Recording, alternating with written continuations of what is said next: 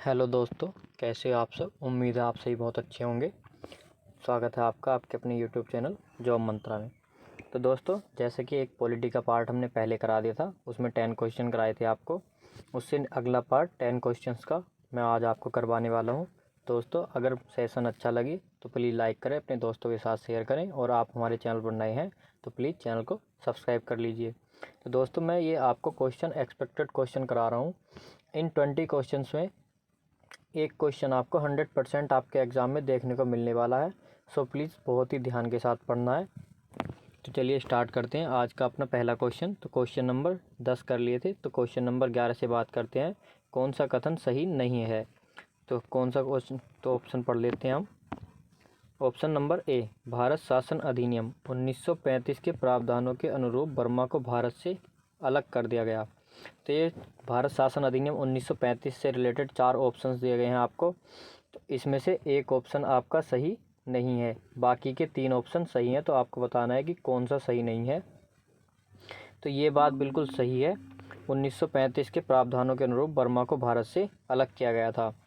वर्तमान में भारत में राष्ट्रपति को अध्यादेश निर्गत करने की शक्ति, यानी कि अध्यादेश जारी करने की जो राष्ट्रपति की शक्ति होती है, वो भारत शासन अधिनियम 1935 से प्रेरित है।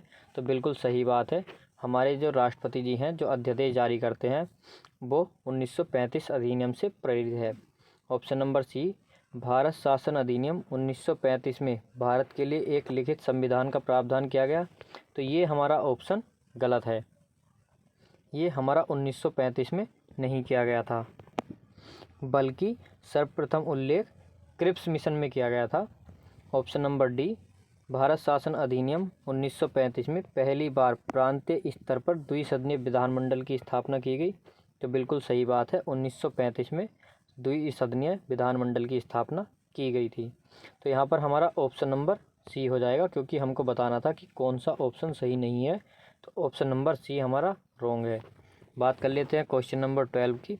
और दोस्तों, मैं आपको बता दूं, इनका सॉल्यूशन और जितने भी इम्पोर्टेंट फैक्ट हैं 1935 से रिलेटेड जो आपके एग्ज़ाम में आ सकते हैं, वो सारे इन क्वेश्चंस के नीचे दिए हुए हैं। और इसकी PDF आपको हमारे टेलीग्राम चैनल पर मिल जाएगी। उसकी लिंक हमारे डिस्क्रिप्शन में दी हुई है वीडियो के, आप वहां से जाकर उसको ज्वाइन कर सकते हैं। तो चलिए बात कर लेते हैं अपने अगले क्वेश्चन की। Question number 12। क्वेश्चन नंबर 12 का कहना चाहता है संविधान सभा। ये क्वेश्चन आपका संविधान सभा से रिलेटेड है, और इसमें बताना है कि कौन सा कथन सत्य है। एक तो 1 और 2, 1 और 3, 1 2 4 या 1 3 4। तो इसमें से आपको ये देखना है कौन सा सत्य है और कौन सा असत्य है। तो बात कर लेते हैं, इसकी रचना कैबिनेट मिशन के प्रस्ताव पर आधारित है। तो बिल्कुल सही बात है, हमारी संविधान सभा की स्थापना कैबिनेट मिशन के प्रस्ताव पर आधारित है। बात कर लेते हैं ऑप्शन नंबर 2, इसके सदस्यों का चुनाव सीमित मताधिकार के आधार पर किया गया था। बिल्कुल सही बात है, चुनाव सीमित मताधिकार के आधार पर किया गया था। ऑप्शन नंबर 3, इसके सदस्यों का निर्वाचन सार्वभौम वयस्क मताधिकार के आधार पर किया गया था। तो ये हमारी गलत बात है, सार्वभौम वयस्क मताधिकार के आधार पर नहीं किया गया था। ऑप्शन नंबर 4, यह एक बहुदलीय निकाय थी। तो बिल्कुल सही बात है, ये बहुदलीय निकाय थी। तो ऑप्शन नंबर हमारा 1 सही है, 2 सही है और 4, 3 गलत है। तो ऑप्शन नंबर सी हमारा करेक्ट हो जाएगा, 1 2 और 4। बात कर लेते हैं क्वेश्चन नंबर 13 की। इसमें बताना है कि निम्नलिखित कथनों में से कौन सा असत्य है। संविधान सभा में अनेक समितियों के माध्यम से कार्य किया गया था। तो बिल्कुल सही बात है, संविधान सभा में अनेक समितियां बनाई गई थी, और इसकी डेफिनेशन आपको नीचे मिल जाएगी कौन कौन सी बनी थी। और संविधान सभा के प्रथम अध्यक्ष डॉक्टर राजेंद्र प्रसाद बने थे। तो ये हमारा ऑप्शन गलत हो जाएगा। वो क्यों? क्योंकि सर्वप्रथम अध्यक्ष बनाया गया था डॉक्टर सच्चिदानंद सिन्हा को, वो भी अस्थायी अध्यक्ष। डॉक्टर राजेंद्र प्रसाद बने थे स्थायी अध्यक्ष। तो यहाँ पर ना अस्थायी दिया है और ना ही स्थायी। तो सबसे पहले अध्यक्ष थे हमारे डॉक्टर सच्चिदानंद सिन्हा। अगर पूछता सर्वप्रथम स्थायी अध्यक्ष, तब हमारा ऑप्शन होता डॉक्टर राजेंद्र प्रसाद। अगर होता सर्वप्रथम अस्थायी अध्यक्ष, तब भी सच्चिदानंद सिन्हा, और स्थायी या अस्थायी कोई सा भी नहीं देता है, तब भी हमारा डॉक्टर सच्चिदानंद सिन्हा। बात कर लेते हैं ऑप्शन नंबर सी की। उद्देश्य प्रस्ताव पंडित जवाहरलाल नेहरू के द्वारा प्रस्तुत किया गया था। तो बिल्कुल सही बात है, उद्देश्य प्रस्ताव पंडित जवाहरलाल नेहरू जी के द्वारा प्रस्तुत किया गया था। ऑप्शन नंबर डी, संविधान सभा में सभी समुदायों को पर्याप्त प्रतिनिधित्व प्रदान किया गया था। बिल्कुल सही बात है, जितने भी समुदाय थे सबको पर्याप्त प्रतिनिधित्व प्रदान था संविधान सभा के द्वारा। तो हमें क्या बताना था, कौन सा असत्य है, तो ऑप्शन नंबर बी ये हमारा असत्य है। तो इसका करेक्ट आंसर हो जाएगा ऑप्शन नंबर बी। बात कर लेते हैं अगले क्वेश्चन नंबर 14 की। तो क्वेश्चन नंबर 14 में हमको बताना है कि निम्नलिखित कथनों पर विचार कीजिए। तो ये तीन ऑप्शंस दिए गए हैं, तो इनमें से आपको बताना है कि कौन सा हमारा सही उत्तर है। यहाँ पर लिखा है ना कि सही उत्तर का चयन कीजिए। ऑप्शन नंबर ए, तो राष्ट्रीय ध्वज के प्रारूप को 22 जुलाई 1947 को अपनाया गया था। बिल्कुल सही बात है, 22 जुलाई 1947 को राष्ट्रीय ध्वज के प्रारूप को अपनाया गया था। ऑप्शन नंबर 2, राष्ट्रीय ध्वज के बीच के चक्र में कुल 24 तीलियाँ होती हैं। बिल्कुल सही बात है, राष्ट्रीय ध्वज का जो चक्र होता है उसमें 24 तीलियाँ होती हैं, बचपन से पढ़ते आ रहे हैं हम। राष्ट्रीय ध्वज की लंबाई तथा चौड़ाई का अनुपात 4:3। तो ये ऑप्शन हमारा गलत हो जाएगा, क्योंकि हमारी लंबाई और चौड़ाई का अनुपात होता है 3:2। ध्यान ये देना है आपको, यहाँ पे अगर पहले लंबाई दिया है तो लंबाई बतानी है, और बाद में चौड़ाई तो बाद में चौड़ाई ही बतानी है, क्योंकि कभी कभी ऑप्शन में ऐसा करता है कि आपको 3 अनुपात न दे करके 2:3 दे देता है, तो आप वहाँ पर गलत करके आते हो। या आपसे पूछ लेगा चौड़ाई तथा लंबाई का अनुपात, और ऑप्शन दे देगा 3:2, आप झट से टिक कर दोगे 3:2। आपको लगेगा हमारा क्वेश्चन सही हो गया, लेकिन आपका क्वेश्चन हो जाता है गलत। इसलिए बहुत ध्यान से क्वेश्चन पढ़ने हैं। तो यहाँ पर हमारा आंसर हो जाएगा ऑप्शन नंबर ए, केवल 1 और 2 सही हैं, तीसरा गलत है। क्वेश्चन नंबर 15 की बात कर लेते हैं।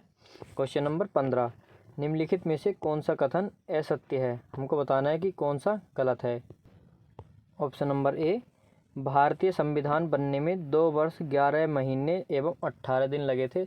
बिल्कुल सही बात है, 2 वर्ष 11 माह 18 दिन का समय लगा था हमारे भारतीय संविधान को तैयार होने में।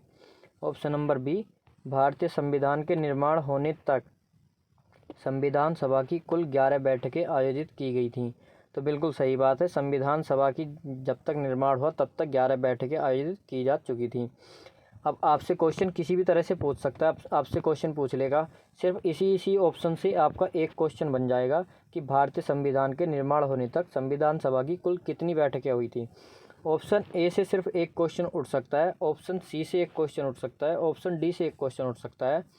एक क्वेश्चन से आपके 4 क्वेश्चन प्रिपेयर हो रहे हैं, इसलिए आपके लिए ये सेशन बहुत ही ज़्यादा इम्पोर्टेंट है। अगर आपने पिछली वीडियो नहीं देखी है तो प्लीज़ जा करके वो वाली वीडियो भी देख लीजिए।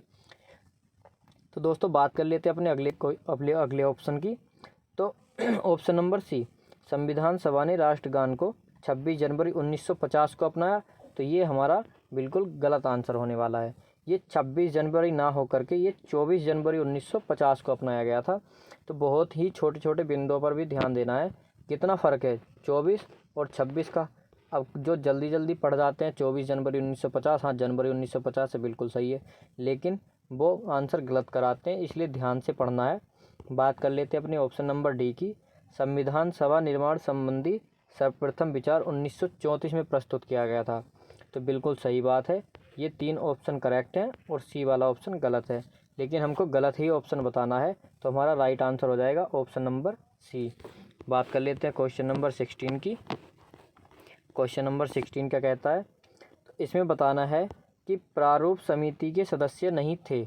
इनमें से 5 ऑप्शन दिए गए हैं आपको, तो बताना है कि कौन कौन से, मतलब इन 5 में से कौन कौन प्रारूप समिति के सदस्य नहीं थे। JB कृपलानी ये प्रारूप समिति के सदस्य नहीं थे। सरदार पटेल ये भी हमारे प्रारूप समिति के सदस्य नहीं थे। गोपाल स्वामी अयंगर थे, अल्लादी कृष्ण स्वामी थे, और TT कृष्णमचारी भी थे। तो ऑप्शन हो जाएगा केवल 1 और 2, क्योंकि हमें बताना है कि कौन नहीं थे। तो हमारा हो जाएगा ऑप्शन नंबर 1, केवल 1 और 2 नहीं थे, बाकी के ये जो 3 हैं ये थे। अब आपको दोस्तों मैं नीचे दिखा दूं, ये देखिए आपको यहाँ पर दिया गया है कि प्रारूप समिति का गठन 19 अगस्त 1947 को हुआ था, और जिसमें अध्यक्ष सहित निम्नलिखित 7 सदस्य थे। अब 7 के 7 यहाँ पर दिए गए हैं, इसलिए कहता हूँ ये वीडियो आपके लिए बहुत इम्पोर्टेंट है। जो भी आपका क्वेश्चन है उससे रिलेटेड आपके सारे के सारे फैक्ट्स यहाँ पर क्लियर हो जाते हैं। और इसकी PDF आपको हमारे टेलीग्राम चैनल पर मिल ही जाएगी, जैसा कि मैं आपको बता चुका हूँ। तो इसलिए दोस्तों चैनल को सब्सक्राइब कर लीजिए अगर अभी तक सब्सक्राइब नहीं किया है। अगर वीडियो आपको अच्छी लग रही है तो लाइक कर दीजिए, और अच्छी नहीं लग रही तो डिसलाइक कर सकते हैं आप। और कमेंट सेक्शन में आप हमको कैसे लग रहे हैं हमारे सेशंस, आप हमको कमेंट सेक्शन में बता सकते हैं। तो बात कर लेते हैं अपने अगले क्वेश्चन की, क्वेश्चन नंबर 17। इसमें सूची 1 को सूची 2 से सुमेलित करना है। तो सूची 1 नंबर 1 संचालन समिति। संचालन समिति के अध्यक्ष कौन थे? तो संचालन समिति के हमारे अध्यक्ष थे doctor Rajendra Prasad. Option number B प्रांतीय संविधान समिति। प्रांतीय संविधान समिति के हमारे अध्यक्ष थे सरदार पटेल। संघीय संविधान समिति। संघीय संविधान समिति के हमारे अध्यक्ष थे पंडित जवाहरलाल नेहरू जी। बचा एक ऑप्शन डी का 2। मूल अधिकार उप समिति JV कृपलानी। तो ऑप्शन नंबर सी 4 3 1 2। बाकी की जो समितियां हैं वो यहाँ पर दी गई हैं, आप PDF से पढ़ सकते हैं। बात कर लेते हैं क्वेश्चन नंबर 18 की। भारत एवं अमेरिका के संविधान के विषय में निम्नलिखित में से कौन सा प्रावधान एक समान है? इनमें से बताना है कि कौन सा हमारा सेम है भारत में और अमेरिका में। तो दोनों में एकल नागरिकता का प्रावधान है, तो बिल्कुल गलत बात है। भारत में तो एकल नागरिकता है लेकिन अमेरिका में नहीं है। तो अमेरिका में क्या है? अमेरिका में दोहरी नागरिकता है, केंद्र के लिए अलग और राज्य के लिए अलग। ऑप्शन नंबर बी दोनों में इकहरी न्यायपालिका। तो बिल्कुल गलत बात, ये भी गलत ऑप्शन है, क्योंकि हमारे इंडिया में तो इकहरी न्यायपालिका, लेकिन अमेरिका में फिर से वही राज्य के लिए अलग, केंद्र के लिए अलग। दोनों के संविधान में 3 अनुसूचियां हैं, तो ये बिल्कुल गलत बात है। ना ही भारत के संविधान में 3 अनुसूची हैं और ना ही अमेरिका के संविधान में। विश्व में सबसे छोटा संविधान, सबसे छोटा लिखित संविधान हमारा USA अमेरिका का ही है। उसमें सिर्फ 7 अनुच्छेद हैं और ना कोई अनुसूची ना कोई अनुच्छेद, ना कोई अनुसूची ना कोई भाग, सिर्फ 7 अनुच्छेद। बात कर लेते हैं अपने भारत की। तो भारत में 3 अनुसूचियां न होकर के 12 अनुसूचियां हैं। Option number D.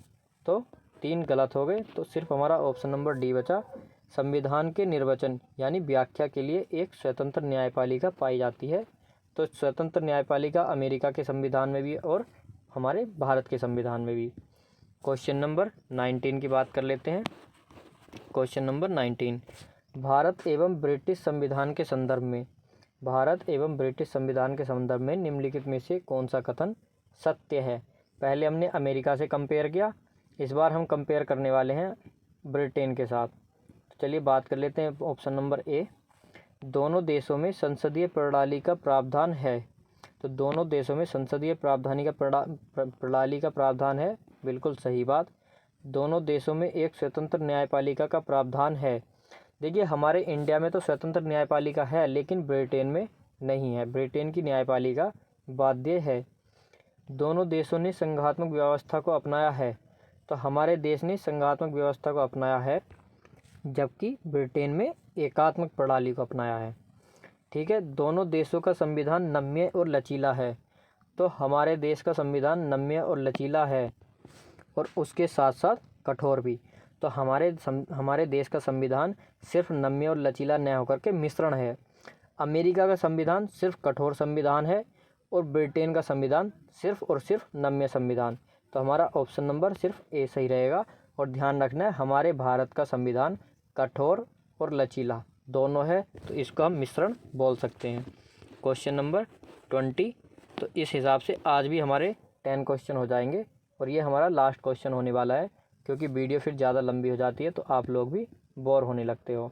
तो क्वेश्चन नंबर 20 की बात कर लेते हैं। तो इसमें बताना है कि भारतीय संविधान के लक्षण और उनसे संबंधित देश। तो समवर्ती सूची कहाँ से ली गई है? समवर्ती सूची ली गई है हमारी ऑस्ट्रेलिया। Option number 4। संघात्मक व्यवस्था, तो ये दूसरा ही होगा। ऑप्शन नंबर बी का 2 संघात्मक व्यवस्था कनाडा। बात कर लेते हैं ऑप्शन नंबर सी आपात उपबंध। आपात उपबंध लिए गए हैं हमारे जर्मनी से। और मूल कर्तव्य लिए गए हैं रूस से। तो हमारा ऑप्शन हो जाएगा पहले का 4 दूसरे का दूसरा, तीसरे का हो जाएगा 1 और चौथे का 3। ठीक है, तो 4 2 1 3। तो कौन सा ऑप्शन होने वाला है हमारा? 4 2 1 3, ऑप्शन नंबर सी, 4 2 1 3। तो दोस्तों कल हमने 10 क्वेश्चन कर लिए थे और 10 क्वेश्चन आज कर लिए, तो ये टोटल हमारे हो गए 20। तो दोस्तों इन 20 क्वेश्चन में से आपको एक क्वेश्चन आपके एग्ज़ाम में 100% देखने को मिलने वाला है। सो प्लीज़ अगर सेशन अच्छा लगा हो तो लाइक करें तथा अपने दोस्तों के साथ शेयर करें। अगर आप हमारे चैनल पर नए हैं तो प्लीज़ सब्सक्राइब कर लीजिए और अपने दोस्तों को बताइए कि यहाँ पर फॉरेस्ट गार्ड की तैयारी कितनी अच्छी से चल रही है। सुबह में मैंने एक टॉपिक वाइज चैप्टर करा रहा हूँ, मैं उसके 150 क्वेश्चन करा चुका हूँ समानार्थी शब्द के। अगर आपने वो नहीं देखे हैं तो प्लेलिस्ट जा करके चेक कर लीजिए, वहाँ पर प्लेलिस्ट में बनी हुई है सारी सीरियल वाइज आपको समानार्थी शब्द मिल जाएंगे। और उसके पहले 4 टॉपिक और करा चुका हूँ, आप जा करके हिंदी के वीडियोज़ देख सकते हैं। हमारे यहाँ पर UPSSC फॉरेस्ट गार्ड को टारगेट करते हुए आपको ये सारा जितना भी मटेरियल मिल रहा है UPSSC फॉरेस्ट गार्ड को टारगेट करते हुए मिल रहा है। अगर आपका कोई क्वेश्चन होता है तो आप वो हमको कमेंट सेक्शन में बता सकते हैं और हमारे टेलीग्राम चैनल को ज्वाइन कर लीजिए। और ज़्यादा लंबी वीडियो न करते हुए यहीं तक रखता हूँ। धन्यवाद।